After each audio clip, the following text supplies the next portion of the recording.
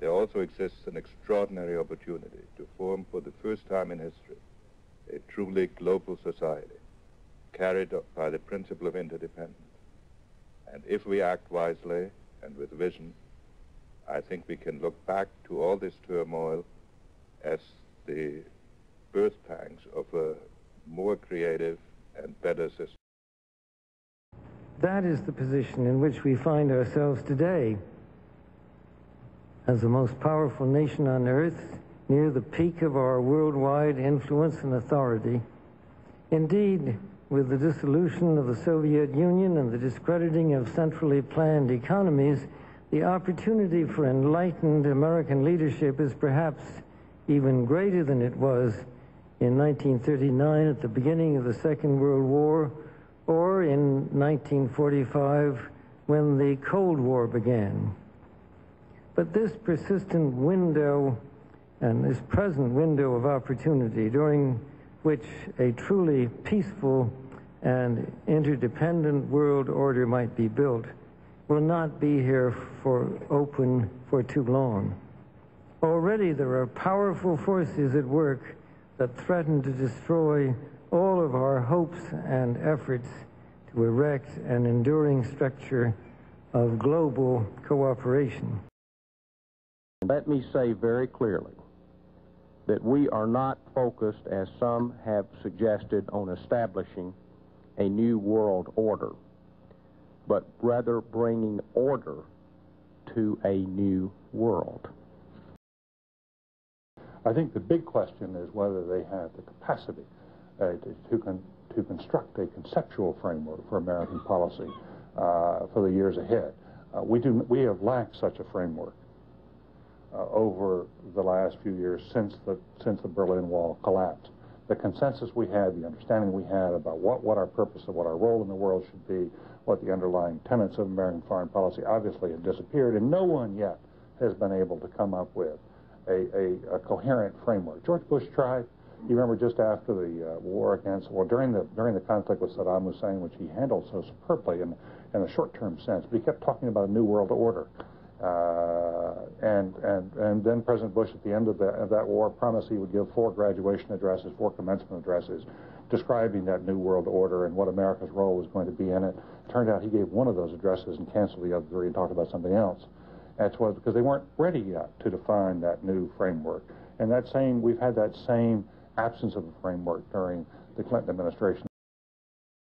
The decade of the 1990s was meant to have been one in which a new international order, free of the bipolar rivalry of earlier days, was to have been established.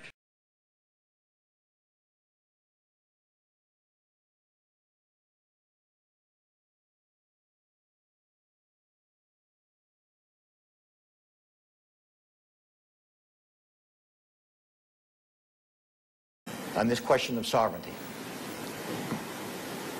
Very difficult for a large country to accept that somebody is going to come in, like the United States or like the Europeans, and is basically going to come in and say, you're not doing your regulation in a proper way.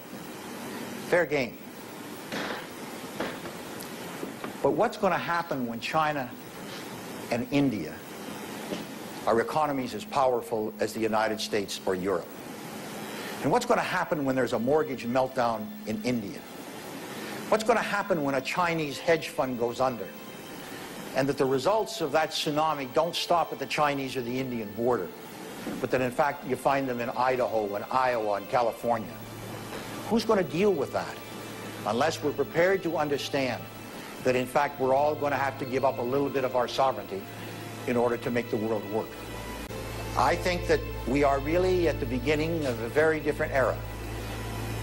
1944, the great minds of the world, Dexter White, John Maynard Keynes, and a bunch, essentially laid the foundations for the Bretton Woods institutions in the United Nations. And they built a system which functioned for over 50 to 60 years. I think that it's time to renew that vision. A very different world than one that dated of independent nation states who simply came together but could ignore essentially what was going on inside those countries. That day is over, thanks to Alan Locke. I think we've got to take it one step further. And we've got to say that, in fact, countries have responsibilities to their neighbors, and their neighbors are in every nook and cranny of the world. And I believe that that is going to become the debate of our generation.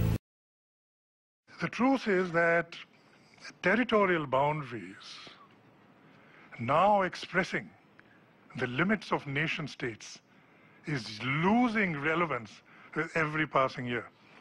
You really are being thrown into a world which is globalizing, which is decentralizing, disaggregating, and compacting as well.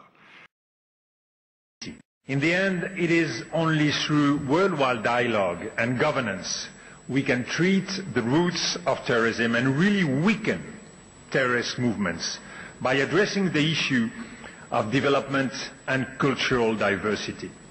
Yes, indeed, we need a global answer to the threats of terrorism. And I strongly believe India will be a central actor in the new world order. To what extent do you think that today's outcome and the fact that this was a meeting of not just the big, rich, powerful countries, but the developing countries, is a signpost to the future for a new, let's say, a new world order, for want of a better term, that represents a shift in power? In the opening part of my formal intervention in the summit today, I said broadly as follows: that this was an important decision by the United States to bring together for the first time a gathering of developed and developing economies to formally participate for the first time in the decision-making of the future direction of the global financial system and the global economy. This is the first occasion on which this has formally occurred, and therefore it is a point of historical significance. All major contributors to the global economy must be on the decision-making bus.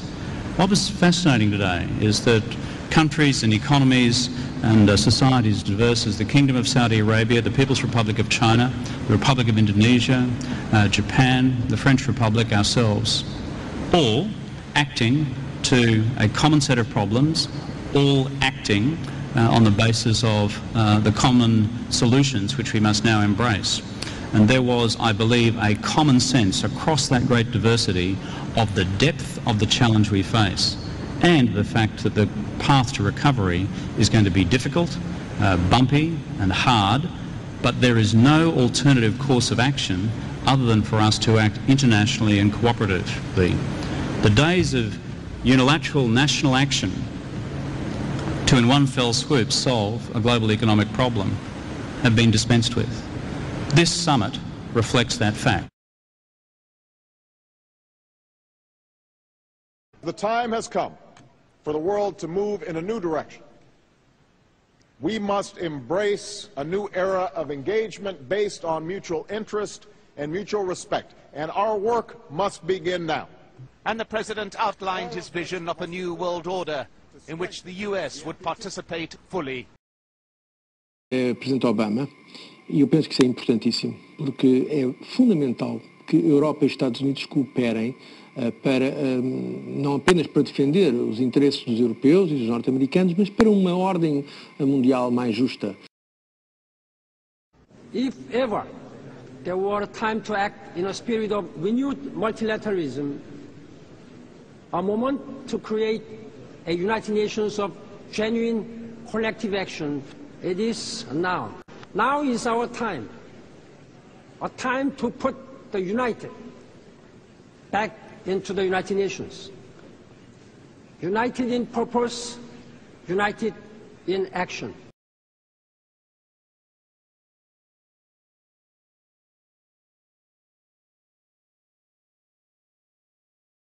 Ele aponta para a necessidade de construir uma nova ordem internacional sustentável, multilateral, menos assimétrica, livre de hegemonismos e dotada de instituições democráticas.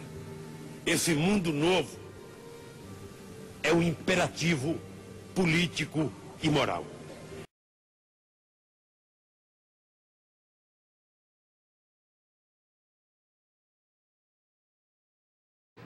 The answer, I think, is to configure and operate the G20 as the hub of a networked global governance through outreach to other governments, business, civil society, and think tank. So public-private partnerships are another part of this global governance landscape, which again isn't even captured by those who believe that the G20 is flexible enough in architecture. So these layers and modes of governance are an integral part of what complete the global governance puzzle, I believe, in the 21st century. So actually the challenge before us is to build a global regulatory system. This is not properly understood. Are you optimistic a global system can happen from what we've heard so far? It could happen, and in fact it's in the works.